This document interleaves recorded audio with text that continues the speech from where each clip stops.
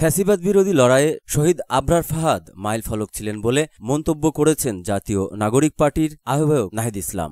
তিনি বলেন, ভারতীয় আধিপত্যবাদের বিরুদ্ধে প্রতিবাদের যে আগুন আবরার জ্বালিয়ে গিয়েছিলেন তা এখনো আমাদের পথ দেখায় এবং আবরার ফাহাদের যেই পথ আমাদের দেখিয়ে গিয়েছে, ভারতীয় আধিপত্যবাদ বিরোধী পথ, আগ্রাসন বিরোধী পথ, সেই পথে আমরা জাতীয় নাগরিক পার্টি রাজনীতি করছে। সোমবার দুপুরে কুষ্টিয়ার কুমারখালী উপজেলার রায়ডাঙ্গা গ্রামে আবরার ফাহাদের কবর জিয়ারতের মধ্য দিয়ে এনসিপির জুলাই পদযাত্রার ৮ম দিনের কার্যক্রম শুরু হয়।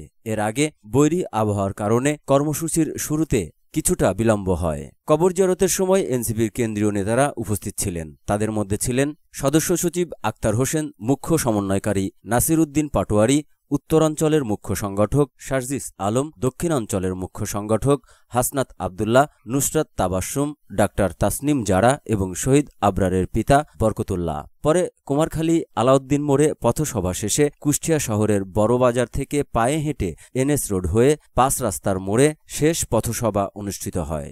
সেখান থেকে পদযাত্রা মেহেরপুরের উদ্দেশ্যে রওনা দেয়। নাহিদ ইসলাম বলেন, আবরার ফাহাদ থেকে শুরু করে আবু সাঈদ সব শহীদদের আমরা স্মরণ করি। তারা যে বাংলাদেশ দেখতে চেয়েছিলেন, জুলাই পদযাত্রার মাধ্যমে আমরা সেই বাংলাদেশ গড়ার আহ্বান জানাচ্ছি।